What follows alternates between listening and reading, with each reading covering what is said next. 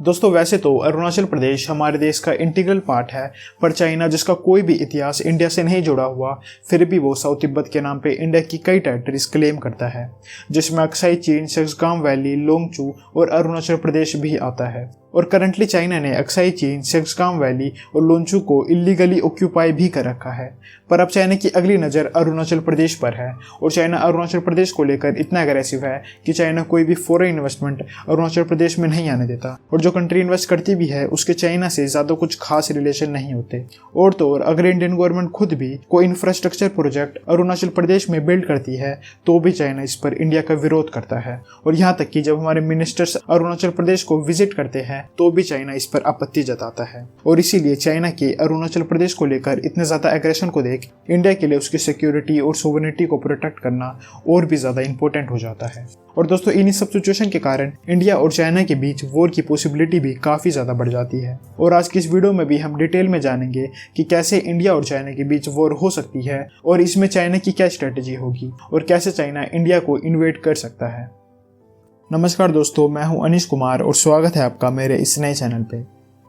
दोस्तों कई experts including हमारे मिलिट्री चीफ्स का ये मानना है कि इंडो चाइना वॉर में चाइना इंडिया पर अकेले हमला नहीं करेगा, क्योंकि ऐसा करने पर चाइना के रिसोर्सेज को बहुत नुकसान होगा और चाइना की जीतने की पॉसिबिलिटी भी कम हो जाएगी। इसलिए चाइना इसमें पाकिस्तान की मदद लेगा और इंडिया को टू फ्रंट वॉर का सामना करना होगा। टू फ्रंट वॉर यानी जब दो कंट्री किसी एक कंट्री पर अलग अलग साइड से अटैक करती है ताकि उस कंट्री के रिसोर्सेज और मैन पावर डिवाइड हो जाए। और अगर हम इसे इंडिया के पर्सपेक्टिव से देखें तो जब चाइना इंडिया पर अटैक करेगा तो पाकिस्तान भी इंडिया पर जरूर अटैक करेगा, जिसमें पाकिस्तान इंडिया के वेस्टर्न साइड पर अटैक करेगा और चाइना इंडिया के नॉर्थ ईस्टर्न और ईस्टर्न साइड पर अटैक करेगा। और हमें चाइना और पाकिस्तान के रिलेशन से ऐसा होने की पॉसिबिलिटी भी दिखाई देती है, क्योंकि चाइना पाकिस्तान को अपना बेस्ट एलाई मानता है और चाइना पाकिस्तान की कई जगह मदद भी करता है। चाइना पाकिस्तान को लोन देता है, कुछ जगह अपनी टेक्नोलॉजी भी शेयर करता है और BRI के अंडर चाइना पाकिस्तान में सीपेक प्रोजेक्ट के थ्रू बिलियंस का इन्वेस्टमेंट भी कर रहा है। और डिफेंस में भी पाकिस्तान के ज्यादातर वेपन्स और एयरक्राफ्ट चाइनीज है, जिसमें JF-70 फाइटर जेट चाइना और पाकिस्तान के बीच डिफेंस कोऑपरेशन का सबसे बड़ा एग्जांपल है।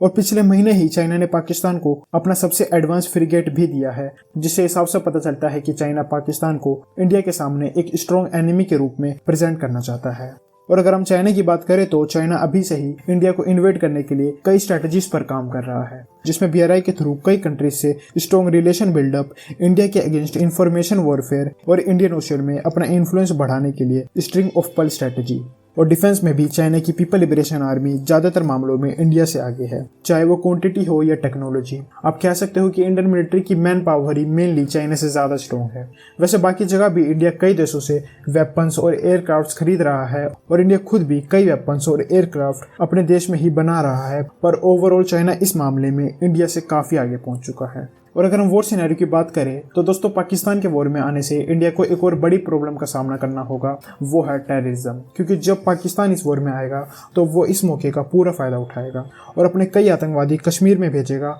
और कश्मीर में रह रहे आतंकवादियों से भी कश्मीर में हमले करवाएगा, जिसके बाद फिर पाकिस्तान बड़े स्केल पर अपनी आर्मी और एयरफोर्स के थ्रू इंडिया के वेस्टर्न साइड पर अटैक करेगा। और चाइना मेनली पहले लद्दाख, हिमाचल प्रदेश और उत्तराखंड पर बड़े हमले करेगा, जिसके बाद इंडियन मिलिट्री को पाकिस्तान से वेस्टर्न साइड से और चाइना से लद्दाख, हिमाचल प्रदेश और उत्तराखंड से बड़े हमले हैंडल करने होंगे, जिसमें इंडियन मिलिट्री के ज्यादातर रिसोर्सेज और मैन पावर यूज हो जाएंगे। जिसके बाद फिर चाइना सिक्किम पर अटैक करेगा और सिलीगुड़ी कॉरिडोर को ब्लॉक कर देगा, जिससे इंडियन मिलिट्री को एडिशनल मैन पावर और रिसोर्सेज अपने वेस्टर्न साइड में भेजना काफी मुश्किल हो जाएगा। और फिर चाइना बड़े स्केल पर अपनी आर्मी और एयरफोर्स के थ्रू अरुणाचल प्रदेश पर अटैक करेगा और अरुणाचल प्रदेश के साथ साथ और भी एरिया अपने कंट्रोल में ले लेगा। और अगर हम तीनों कंट्री की नेवी की बात करें तो चाइना अपनी स्ट्रिंग ऑफ पर्ल स्ट्रेटजी और उसमें अपने मिलिट्री बेसिस की मदद से और पाकिस्तानी नेवी जिसे वो पहले ही काफी वेपन्स और वॉरशिप्स प्रोवाइड कर चुका होगा, उनकी मदद से इंडियन नेवी से वॉर करेगा। और यहाँ भी इंडियन नेवी को पाकिस्तान और चाइना दोनों से एक साथ वॉर लड़ना होगा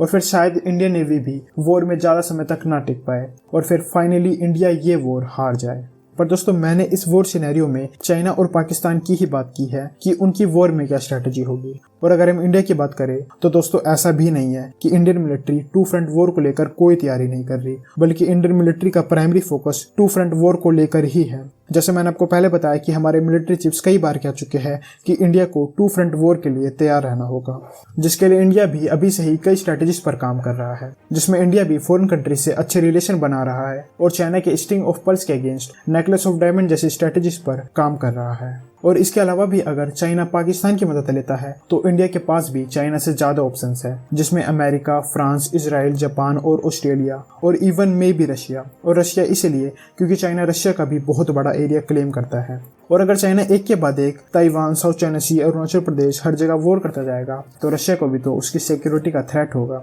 और रही बात रशिया और चाइना की अभी के रिलेशन की, तो कई एक्सपर्ट्स का मानना है कि रशिया और चाइना का ये रिलेशन कोई अलायंस नहीं है, बल्कि अपने अपने इंटरेस्ट के लिए है। जहाँ चाइना को रशिया से वेपन्स और नेचुरल रिसोर्सेज जैसे ऑयल एंड गैसेज चाहिए, वहीं रशिया को भी चाइना से बहुत सारा इन्वेस्टमेंट और चाइना जैसा बड़ा बायर जो उसके वेपन्स और नेचुरल रिसोर्सेज को खरीदता रहे। पर एक्सपर्ट्स का ये भी मानना है कि रशिया और चाइना का ये रिलेशन एक टाइम पर अपने पीक पर पहुंच जाएगा और फिर धीरे धीरे इन दोनों कंट्रीज के बीच बॉर्डर डिस्प्यूट होने लग जाएंगे। और वैसे ऐसी सिचुएशन आने में अभी कई साल है, क्योंकि चाइना का भी मेन फोकस ताइवान और उसके बाद साउथ चाइना सी होगा। और तब तक तो चाइना काफ़ी एडवांस और इकोनॉमिकली भी काफ़ी स्ट्रॉन्ग हो जाएगा। और पाकिस्तान भी जो अपनी इकोनॉमी से ज़्यादा अपनी मिलिट्री पर ध्यान देता है, वो भी चाइना की मदद से अपनी मिलिट्री को काफ़ी स्ट्रॉन्ग कर लेगा। और इंडिया की बात करें तो इंडिया भी इकोनॉमिकली और मिलिट्रीली काफ़ी स्ट्रॉन्ग और आत्मनिर्भर बन जाएगा। पर दोस्तों आने वाले समय में क्या होगा वो तो आने वाला वक्त ही बताएगा। पर अगर हम करंट सिचुएशन की भी बात करें तो सिचुएशन अभी भी बहुत खराब है, जहां पाकिस्तान आए दिन बॉर्डर पर सीज फायर तोड़ता है, अपने आतंकवादियों से कश्मीर में हमले करवाता है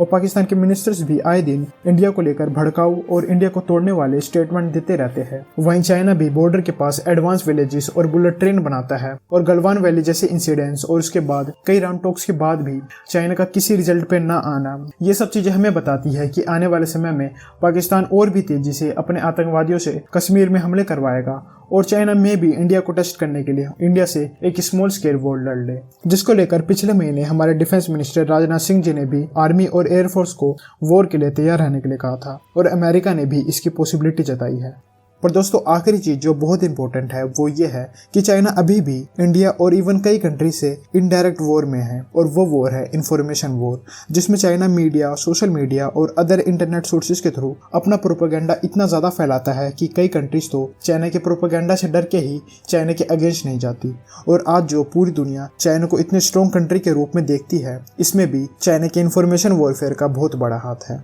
पर दोस्तों चाइना सिर्फ इंफॉर्मेशन वॉरफेयर में ही नहीं, बल्कि military warfare, cyber warfare, electronic warfare, psychological warfare और 4th जनरेशन वॉरफेयर, जिसके बारे में हमारे NSA अजीत डोवाल जी ने बताया था, इन सभी वॉरफेयर में चाइना इतना आगे है कि चाइना ने इन सभी वॉरफेयर्स के लिए प्रॉपर डिपार्टमेंट्स बना रखे हैं। और वहीं इंडिया में इनमें से कुछ में तो एक पैसा नहीं खर्चा जाता, और कुछ जैसे साइबर वॉरफेयर, इसमें भी इंडिया का बजट बहुत कम है। और अब तो चाइना 5th जनरेशन वॉरफेयर में भी धीरे धीरे एडवांस होता जा रहा है, और इंडिया अभी भी वही पुराने वॉर के तरीकों पर ध्यान दे रहा है, बल्कि वॉर का रियल फ्यूचर यही मॉडर्न वॉरफेयर्स है। पर दोस्तों आपकी इस बारे में क्या राय है, कमेंट करके ज़रूर बताएं। और अगर वीडियो पसंद आई हो तो वीडियो को लाइक करें और अपने फ्रेंड्स के साथ शेयर करें।